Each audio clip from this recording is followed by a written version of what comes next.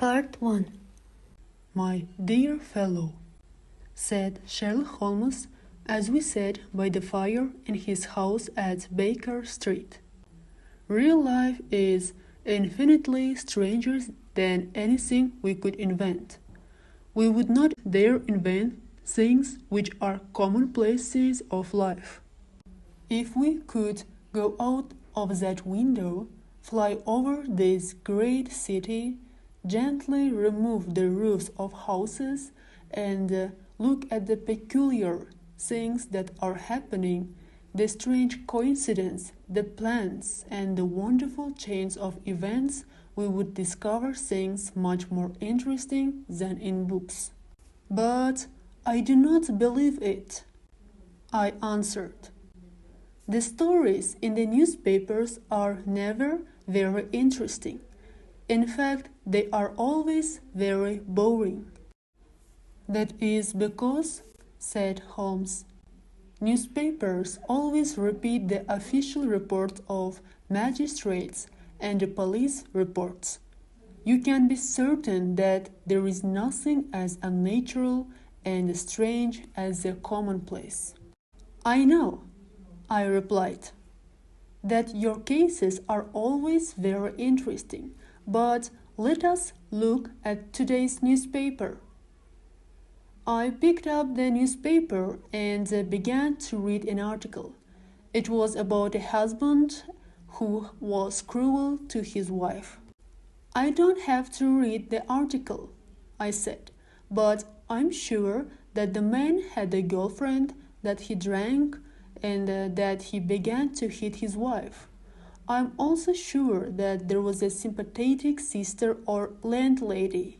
"You have chosen a bad example, Watson," said Holmes, "because I have worked on this case. The man, Mr. Dundas, did not have a girlfriend, and he did not drink, and he did not hit her.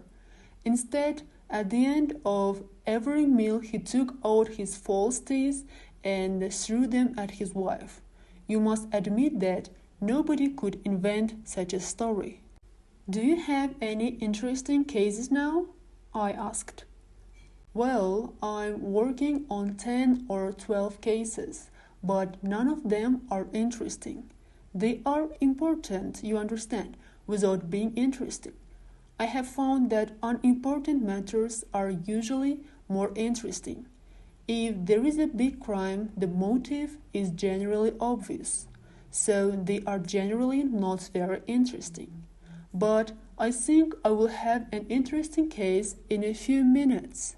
Holmes was standing at the window and looking down at the dull, grey London streets.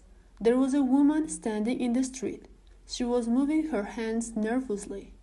It was obvious that she could not make up her mind.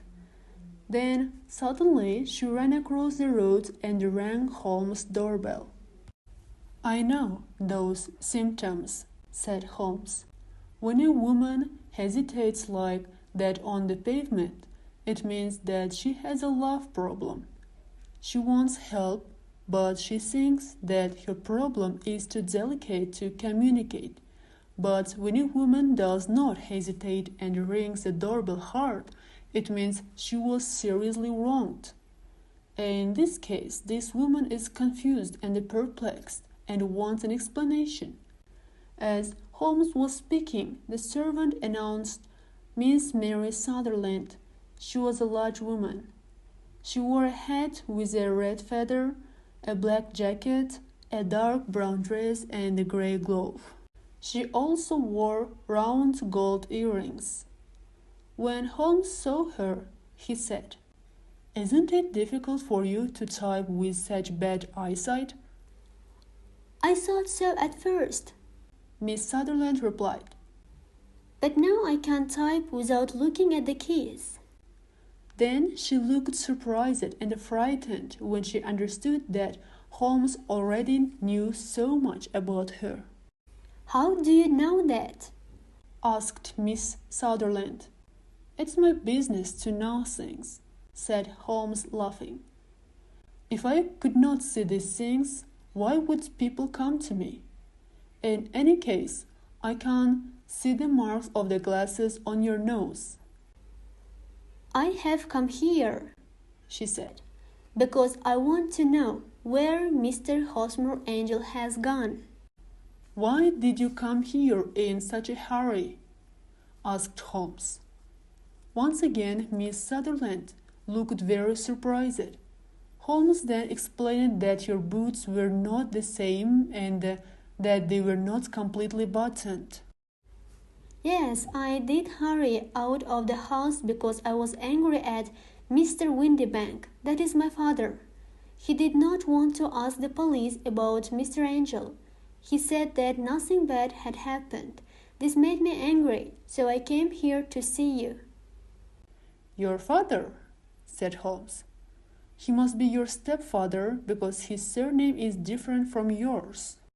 Yes, my stepfather. I call him father even though that seems strange to me. You see, he is only 5 years older than me. And is your mother alive? Asked Holmes. Oh, yes.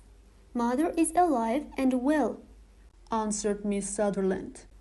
But I was not happy when she married Mr. Windibank so soon after father died. Also, Mr. Windibank is 15 years younger than mother. Father was a plumber and had a good business, and when he died, mother continued the business. But when she married Mr. Windibank, he made her sell it. Do you live on the money from the business? Asked Holmes. Oh, no, replied Miss Sutherland. I inherited some money from my uncle. I cannot touch it, but with the interest I receive £100 a year.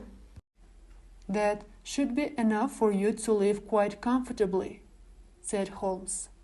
I give that money to mother, and I live on the money I make typing, she replied. Now, can you tell us about Mr. Gosmer Angel? Asked Holmes. Miss Sutherland blushed deeply and said, I met him at the plumber's ball.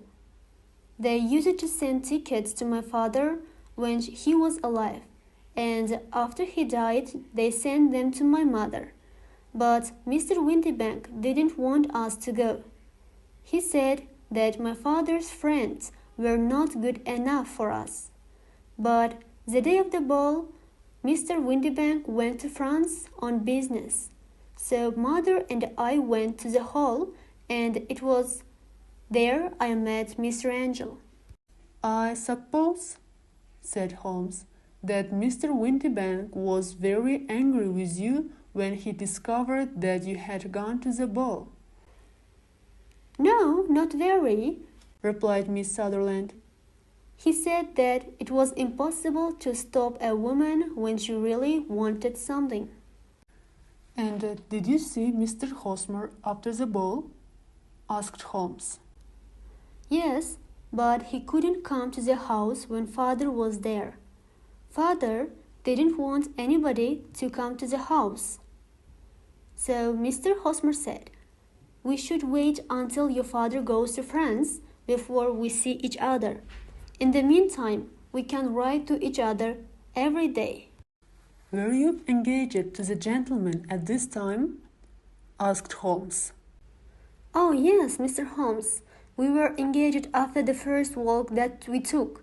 Mr. Angel worked in an office in Leadenhall Street. Which office? That is the worst part. I don't know.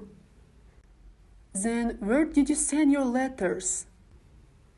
To the Leadenhall Street post office where he got them. He said to me, the other workers in my office will make fun of me if they see my letters. I told him that I could type my letters like he did his, but he said, a typed letter comes from an impersonal machine and not from you. This shows how fond he was of me, Mr. Holmes, and the nice little things he thought of. It was most suggestive. I have always said that the little things are infinitely the most important. Can you remember any other little things about Mr. Gosmer Angel?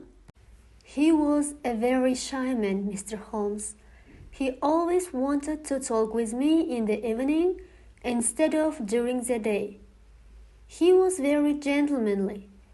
Even his voice was gentle. He told me that he had a bad infection of tonsils when he was a child, so he had to whisper. He always wore elegant clothes. His eyes were weak, just like mine, and he wore dark glasses against the sun. Well, what happened when Mr. Windibank returned to France? Asked Holmes. Mr. Angel came to my house and said that we should get married before father returned. He was very serious and said, "Put your hand on the Bible and promise me that you'll always love me." Mother agreed with him. Mother liked him from the beginning and liked him even more than I did.